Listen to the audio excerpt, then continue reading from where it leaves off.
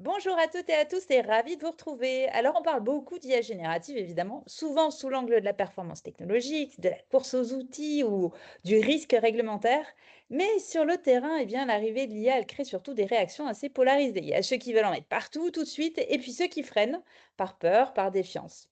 Alors, une question clé se pose. Comment est-ce qu'on peut réussir à créer un cadre qui rassure, qui aligne et qui permette réellement de passer à l'échelle? Eh bien, pour en parler, j'ai le plaisir d'échanger aujourd'hui avec Thibault Lemann, il est Global Head of Digital et Business Data auprès d'un acteur immobilier. Son parti pris, vous allez le voir, avant les projets, avant l'époque, avant même les outils, commencer par une charte éthique IA. Hello Thibault, Hello Florence! ça va bien? Très bien, impeccable, en pleine forme. Ça a l'air, ça a l'air. Allez, on te met directement sur le grill pour profiter de ton retour d'expérience. Quand tu es arrivé chez ton client en fin 2023, l'IA générative, elle était déjà omniprésente dans les discours et je le disais un petit peu en intro, tu as observé toi aussi très vite deux camps. Ceux qui veulent en mettre partout de l'IA et ceux qui ont plutôt peur. Pourquoi tu t'es dit que la réponse, elle pouvait ne pas être uniquement technologique? Alors, quand je suis arrivé, chez mon client, très vite, on m'a demandé de faire une conférence sur l'IA et Ah, lorsque j'ai demandé pourquoi, sur quoi exactement, je devais faire cette conférence, on m'a dit: «Non mais en fait, dis-nous comment est-ce qu'on installe ChatGPT». Alors, du coup, j'ai dû creuser un petit peu, ce qu'il y avait dans l'entreprise, comment est-ce qu'on percevait les choses et à travers ces divers échanges, j'ai pu justement avoir, ces 2 camps qui s'affrontaient, hein, les addicts et puis, on va dire les inquiets du sujet. Car les IA, ils n'impactent pas juste les processus, elles impactent aussi le travail, elles impactent les compétences et parfois même elles questionnent sur le sens que l'on fait, sur ce que l'on fait et également sur la place de l'humain dans tout ça. mmh, Donc si nous étions partis sur une réponse juste technologique, nous n'aurions pas réfléchi à tous ces aspects et nous risquions de passer à côté du sujet. Donc il nous fallait trouver un cadre qui rassemble aussi bien les inquiets et les addicts pour trouver comment toutes ces réflexions et peut-être un peu ces obstacles pouvaient être une force collective. très bien. Alors, tu as fait un choix assez rare, commencer par une charte éthique IA avant même de lancer le moindre projet. Pour toi, pourquoi est-ce que c'était si important de définir le terrain de jeu? D'ailleurs, tu l'appelles comme ça, dès le départ. Oui, c'est vrai. Alors, je vais pas dire que c'était un sujet qui a été facile à vendre auprès du conseil d'administration de mon J'imagine. entreprise. Je me souviens que lorsque j'ai présenté le sujet en première lecture, donc au conseil d'administration, ils m'ont tous fait en front, «Super top, on y va, on est à fond derrière toi» et puis à la pause café, ils sont venus me voir, ils m'ont fait: «Bon, eh, tu me fais le sujet vite fait, bien fait et puis on passe à vraiment dans le concret». Donc il y avait pour moi, 2 éléments clés qui vont motiver mon choix, pour répondre clairement à ta question. Il y avait avant tout une conviction profonde que j'ai personnellement, que mettre, en place une charte éthique, c'est l'étape zéro des sujets d'IA. Mais cette conviction, elle était nourrie par le contexte aussi dans lequel j'évoluais. On avait une chance unique de partir du bon pied, car dans cette entreprise, il n'y avait pas encore de sujet d'IA qui ait été industrialisé. Donc on pouvait Terrain de lancer jeu cette première. assez vierge, quoi. Exactement, donc Mmh. c'est là où on peut vraiment lancer le sujet et puis en deuxième lieu, mettre en place une charte éthique, c'est à la fois à la croisée de plusieurs éléments clés de l'entreprise.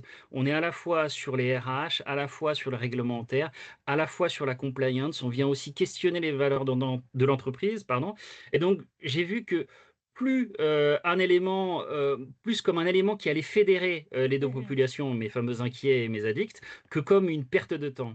Après, il faut insister aussi sur un point, au-delà de ces 2 éléments, il faut aussi prendre en compte l'échelle de temps, car on est souvent attendu sur des livrables, les ROI et cetera. Ouais. Donc il faut rapidement casser ce sujet-là. Mettre en place une charte éthique, c'est pas long. On l'a fait en moins de 3 mois, en plus c'était pendant la période estivale, donc ça C'est reste raisonnable. raisonnable. Mmh. Mais c'est souvent le premier élément qui crée aussi une dynamique sur les sujets d'IA. Les gens comprennent mieux ce que l'on fait, ils sont donc plus moteurs lorsqu'on déploie un sujet d'IA. Et puis, en parallèle, ça ne nous empêche pas de travailler sur les fondations, établir l'écosystème technologique, définir la roadmap, Bien sûr. essayer de prioriser les sujets. Et finalement, c'est un temps qui est nécessaire car il permet ensuite d'être ce qu'on peut appeler IA ready et de pouvoir Mmh. lancer des projets industriels en moins de 3 mois avec une adhésion proche des 85%. Je ne dis pas que la Et charte éthique bien sûr, est la clé, mais c'est que ça aide à ça y avoir une. participe en tout cas. Mmh. Exactement, Surtout sur les sujets d'adoption, je pense. tout à fait. Dis-moi, tu fais une distinction très nette entre charte éthique et cadre juridique ou réglementaire. C'est quoi pour toi la différence fondamentale, entre les 2? Ah oui, pour moi, il faut pas tomber dans le piège d'écrire un code juridique à la place d'une charte éthique. C'est vraiment 2 éléments qui sont différents. En fait, le juridique, il nous explique, il nous dit ce qui est interdit. Donc il évoque, souvent les peines qui sont encourues si on franchit la ligne, on va dire. Donc nous sommes plutôt sur une analyse de risque que sur une analyse éthique du sujet. L'éthique évoque ce en quoi l'entreprise croit, ce qu'elle veut encourager et surtout ce en quoi elle renonce. La charte éthique, elle est porteuse de sens au niveau de l'entreprise, et c'est souvent à travers la partie renoncement qu'on voit aussi et qu'on met à l'épreuve cette notion d'éthique. Si on prend un exemple simple, si nous mettions en place un système d'intelligence artificielle souverain, bon, chacun en pense ce qu'il veut, nous allons pas tomber dans le piège de dire si c'est bien ou si c'est mal, Mmh. mais on va juste essayer de souligner le fait de ce que ça implique. Ce que ça implique, c'est qu'on n'ira pas, sur les hyperscalers américains ou chinois, par exemple. Mmh On mh. dit pas si c'est bien ou si c'est mal, Oui, on c'est bon explique juste que sens. exactement. Si je peux me permettre juste un dernier petit exemple qui est très d'actualité, si on prend, le sujet, Capgemini et ICE, par exemple, le fameux débat qui a, enflammé, à juste titre ou pas, selon ce que chacun pense. Mais le sujet n'était pas un sujet juridique.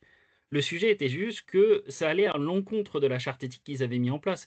Donc on voit bien que finalement le juridique et l'éthique sont 2 éléments différents. Super, top, super intéressant. Dis-moi, tu nous le racontais un petit peu déjà tout à l'heure, pour, créer cette charte éthique, tu as réuni autour de la table la compliance, les RH, les métiers et aussi une entreprise, une agence d'éthique externe. Pourquoi ce casting était indispensable? Alors, effectivement, on a fait intervenir un cabinet, Cabinet, top. spécialisé, dans l'éthique du numérique. C'est parce que toutes les personnes qu'on réunissait autour de la table, sont touchées de près ou de loin par ce sujet. Ils ont tous une idée de l'éthique, ou du moins je vais plutôt dire qu'ils regardent l'éthique selon leur prisme. Un RH, va vite nous interroger sur l'impact sur les collaborateurs. La compliance va regarder l'image, le juridique sur les risques. Les métiers vont challenger ce que ça va leur apporter ou pas dans leur, métier du quotidien et donc réunir toutes ces personnes permet de regarder le sujet sur tous les angles. Puis bien Mmh. évidemment, le cabinet, il joue un petit peu le juge de paix. Au fait, il a le regard un peu extérieur et il peut venir nous challenger, il peut venir nous chercher, sur les différentes propositions qu'on va faire. Il va nous pousser à la réflexion sans tomber dans le prisme soit trop juridique, soit trop RH ou soit trop métier. Alors justement, comment ça s'est passé concrètement cette, relation avec ce cabinet d'éthique? Est-ce qu'il vous a apporté des réponses, des options, une méthode de réflexion? Comment ça fonctionne? Alors, si je dois dire, moi personnellement, j'ai bu du petit lait. Pour moi l'approche elle était géniale. On avait en introduction une remise en perspective de l'éthique d'un point de vue philosophique. Alors bon, dit comme ça, pour ceux à qui, la philosophie avait donné quelques boutons, à l'époque, je ne vends pas du rêve et pourtant, ils ont été extrêmement pédagogiques. Ils ont su, se mettre au niveau et expliquer les choses de manière simple et prendre des exemples que tout le monde pouvait comprendre. Puis, au fur et à mesure du temps, ils ont déroulé leur méthode presque sans qu'on s'en rende compte, car on était vraiment hyper bien guidés. Et à travers cette méthode, on a pu passer sur le tamis de 3 grandes étapes. On a commencé par définir les valeurs, hein, qui définissent les orientations générales. Alors bien évidemment, là-dessus, on s'est beaucoup appuyé sur les valeurs de l'entreprise, J'espère, c'est mieux. évidemment. Et et sur chacune de ces valeurs, on a défini les principes, qui deviennent ici les normes de conduite. Et enfin, sur chaque principe, on a défini des exigences qui, ici représentent plutôt des obligations spécifiques. Prenons un exemple. Si nous mettons comme valeur le respect de l'individu, nous pourrions avoir comme principe le libre arbitre individuel et du coup imaginer comme exigence, l'autonomie des collaborateurs. Je te retraduis tout, si tu me le permets, c'est, le respect de l'individu passe par le respect de la vie privée et chaque collaborateur est libre d'utiliser ou non les systèmes d'IA mis à sa disposition. Très bien. Non, tu as raison et ça, c'était c'était une des lignes de votre, charte Oui. éthique? D'accord. Top, merci. Et comment est-ce que vous êtes passé justement de ces grands principes éthiques que vous avez posés à une charte concrète qui pouvait être appropriée ensuite, par, un data scientist, un product owner ou Mmh. autre acteur? Alors effectivement, le résultat, c'est un Word qui représente une quinzaine de pages et dans lequel nous avons tout le vocabulaire, les grands points de cette charte.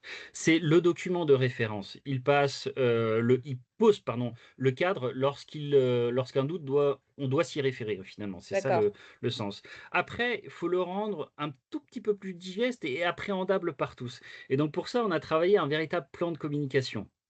auprès du plus grand nombre. Nous avons mis en place un triptyque simple, retraçant les éléments clés et sur lequel tout le monde pouvait se référer. On le distribuait à qui le veut. Nous avons aussi créé une présentation plus accessible avec tous les éléments de la charte, mais de façon beaucoup plus graphique et beaucoup plus appréhendable qu'un bouquin finalement. Nous avons aussi créé une vidéo collaborative pour montrer, l'intérêt du sujet. Alors, c'est un mini-film de 3 minutes où nous avons pris l'angle humoristique, du sujet en montrant les dérives d'une IA très intrusive. Et enfin, on a fait beaucoup de réunions explicatives en plénière et puis de manière un peu plus individuelle pour avoir des questions et réponses. Finalement, le plus dur, dans la mise en place d'une charte éthique, ce n'est pas vraiment, de la mettre en place, mais c'est vraiment qu'elle devienne une référence dans l'entreprise. Et de la faire vivre ensuite. Heu, Exactement. J'aurais bien voulu être une petite souris, dans tous ces échanges. Dis-nous, entre nous, est-ce qu'il y a eu des débats ou des désaccords forts pendant la rédaction de la charte? Alors, te dire que l'écriture de cette charte éthique a été un long fleuve tranquille, je n'irai pas jusque-là. Mais tant mieux en même temps, hein, parce que c'est aussi c'est Exactement! l'objectif, c'est que ça suscite le débat et les échanges, non? Tout à fait, parce que c'est souvent dans la divergence qu'on peut avancer. Alors, bien évidemment, il y a eu des petites frictions entre une approche philosophique des sujets data et puis une approche, très compliance, par exemple, sur le sujet. Mais ces tensions, elles portaient principalement sur les choix des mots, sur le vocabulaire de certaines, formulations, qui pouvaient créer des interprétations différentes. Mais on va se le dire, hein, Chacun joue le jeu de sa voilà, oui, de sa mais lorsqu'on position. travaille dans la data, on le sait, des mots qui n'ont pas la même signification en fonction des métiers, on a l'habitude. J'ai déjà Heu, entendu ça quelque part en effet. Et mais pour terminer ouais, pardon? je voulais juste dire, mais au finalement et je rebondis sur ce que tu disais, ces petites frictions montrent l'intérêt du sujet et c'est plutôt sain d'en avoir parce que ça permet de fédérer et de structurer notre pensée. Mmh. C'est une source de création collective et pour la petite anecdote, la compliance a même joué dans le mini-film. Ah bah, alors c'est que c'était bon, alors ils ont été embarqués. Exactement. Dis-moi pour terminer, quel conseil tu donnerais, à un autre CDO qui t'écoute et qui s'apprête à lancer une démarche, IA dans son organisation et pourquoi pas de réfléchir à une charte éthique, tu lui dirais quoi? Eh ben, justement, commencer par une charte éthique. Pour moi, c'est le premier maillon vers l'acceptation de ce que nous voulons mettre en place autour des systèmes d'IA. Et même si vous avez déjà lancé des sujets, il n'est jamais trop tard pour bien faire. C'est un sujet qui va rassembler, vous aider à communiquer et à mieux comprendre vos collaborateurs juste au-delà de la roadmap. Souvent, la Mmh. roadmap, on définit les besoins. Là, on va définir les pensées, la pensée, les craintes des collaborateurs. Et donc, on peut le travailler. Après, je ne vais pas terminer en disant que on a fait une charte éthique, la case est cochée, on s'arrête là et on passe à la suite. Non, rédiger une charte éthique, je vais revenir à une étape zéro du C'est sujet, mais presque le c'est début, quoi. Mmh. exactement, c'est le début. Après, il faut la faire vivre. Elle doit être challengée, amendée, rediscutée. On dit souvent qu'on doit y revenir à peu près tous les ans pour réajuster selon les problématiques de l'entreprise et selon aussi la maturité qui grandit, donc il faut qu'on y réfléchisse. Complètement. Oui, l'éthique, c'est pas une case à cocher, on doit, C'est pas figé, l'entretenir, c'est vivant. la exactement, Très c'est là où bien. tout se joue. C'est humain, en fait. Eh beh, oui, c'est ça. Eh ben, écoute, merci beaucoup Thibaut. Moi, ce que je vais retenir de cet échange, c'est qu'investir du temps en amont pour poser un cadre éthique, eh ben, loin de ralentir la démarche, au contraire, ça peut faire gagner un temps précieux ensuite, hein. C'est peut-être un petit peu contre-intuitif, mais voilà, passer plusieurs semaines à rédiger une charte avant de lancer le moindre projet, eh ben, c'est des mois qui permettent d'accélérer surtout l'adoption, je pense, avec cet alignement Tout fort à dont fait, tu parlais. Et puis surtout, je crois que c'est un peu le mot-clé que ça permet de créer une confiance. Et tout à ça fait. aussi, c'est un mot qu'on entend Oui, très, très oui, souvent, les problématiques de confiance.